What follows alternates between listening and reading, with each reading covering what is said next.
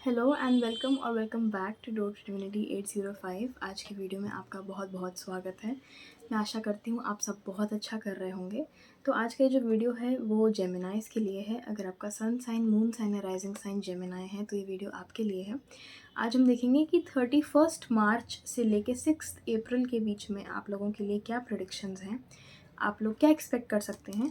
तो मैं सबसे पहले 2 कार्ड्स लूँगी प्रेडिक्शंस के लिए और एक कार्ड लूँगी गाइडेंस या एडवाइस के लिए कि उस प्रेडिक्शन के लिए, उन प्रेडिक्शंस के लिए आप क्या कर सकते हैं, अपनी तरफ से आप क्या एफर्ट डाल सकते हैं। तो रीडिंग स्टार्ट करने से पहले मैं बोलना चाहूँगी कि ये एक जनरल रीडिंग है, इसलिए प्लीज़ उन्हीं मैसेजेस को लीजिएगा जो आपसे रेजोनेट करते हैं। और अब बिना देरी के हम देखते हैं कि आप लोगों के लिए इस वीक में क्या मैसेजेस हैं। तो देखते हैं आप लोगों के लिए 31 मार्च से लेकर 6 अप्रैल के बीच में क्या प्रेडिक्शंस हैं जेमिनाई। आप लोग इस वीक में क्या एक्सपेक्ट कर सकते हैं।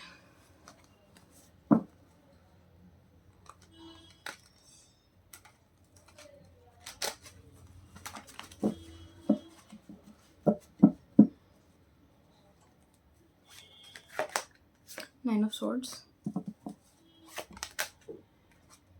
The star, S of swords. मेरा मन था बहुत, मैंने ले लिया। मैंने देखा नहीं था कौन सा कार्ड है बट मैंने ले लिया। अब देखते हैं कि गाइडेंस क्या है, आप लोगों को क्या करना चाहिए। बहुत ही क्लियर पैटर्न है आपकी रीडिंग में।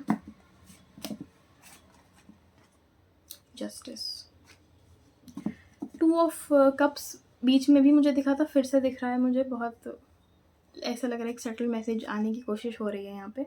ओके, सबसे पहले आप लोगों के लिए नाइन ऑफ सॉर्ड्स। यहाँ पे सॉर्ड्स के 2 कार्ड हैं। आप लोगों का वैसे भी ज़ोडिएक साइन जेमिनाई है, एयर साइन ही है आपका। Wow, okay.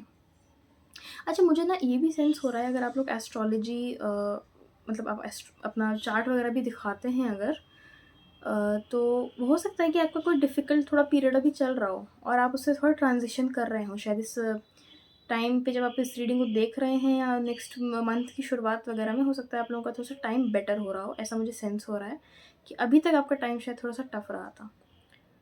तो me as a Capricorn I can relate कि केप्रिकॉन्स का भी बहुत टफ रहा है टाइम अभी 7.5 की वजह से।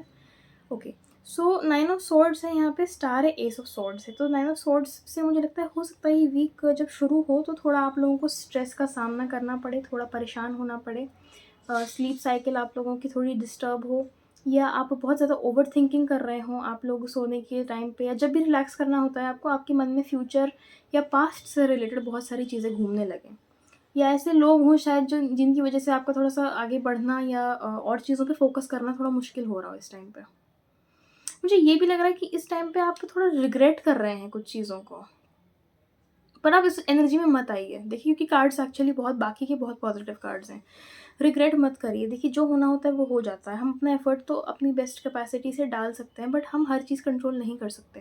तो अगर आपने किसी को हर्ट किया तो ऑब्वियसली वो एक डिफरेंट सिचुएशन है।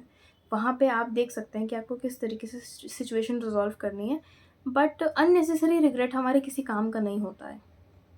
एक तो ये बात है।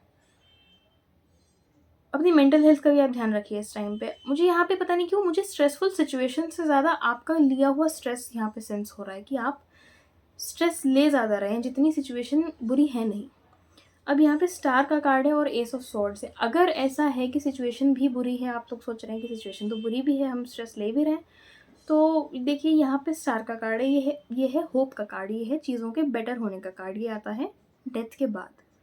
तो ये बहुत ही गेम चेंजर कार्ड है, आप इसे कह सकते हैं। तो मैं ये बोलना चाहूँगी कि परेशान मत होइए, चीज़ें अच्छी होंगी, सुधरेंगी। एस ऑफ सॉर्ड्स है यहाँ पे, नाइन ऑफ सॉर्ड्स में एस ऑफ सॉर्ड्स आया है, एंड के बाद बिगनिंग है।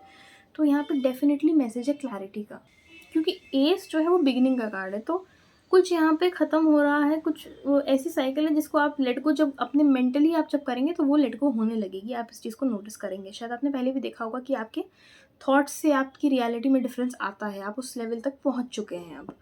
ठीक है, तो यहाँ पे स्टार है, यहाँ पे एस ऑफ सॉर्ड्स है, यहाँ पे क्लैरिटी आ रही है, यहाँ पे प्रॉब्लम सॉल्व हो रही हैं, यहाँ पे रिजॉल्व हो रही हैं, आपके लिए अपॉर्चुनिटीज़ भी खुलेंगी, अबंडेंस की तरफ आप बढ़ेंगे। क्योंकि देखिए, इनका पैर जो है थोड़ा सा पानी में है, पानी है जो है अबंडेंस को सिग्निफाई करता है, तो थोड़ा सा इनका पैर पानी के अंदर है।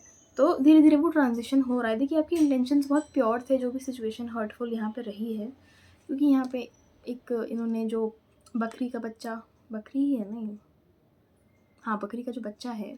तो देखिए वाइट जब भी फिगर्स होते हैं ना टैरो में, उन्हीं प्योरिटी के लिए देखा जाता है।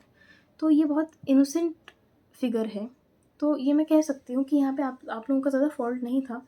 और एडवाइस में आप लोगों के लिए जस्टिस है, तो उससे और ये मुझे फ़ील होता है कि जो भी चीज़ें हैं उसमें ज़्यादा गलती आपकी नहीं है। और आपसे यही रिक्वेस्ट है मेरी कि इस वीक में आप उस चीज़ को ध्यान में रखते हुए आप जस्टिस ही मेंटेन करें। मतलब आप don't fight fire with fire, मैं ये बोलना चाहूँगी कि उस सिचुएशन को रिज़ॉल्व करने के लिए आप ऐसा कोई स्टेप ना उठाएँ जो आप यूजुअली नहीं उठाएँगे, या जो रैशनल ना हो, या जिसके लॉन्ग टर्म कॉन्सिक्वेंसेस हों।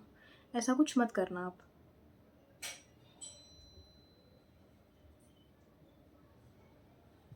11 नंबर भी आपके लिए सिग्निफिकेंट हो सकता है।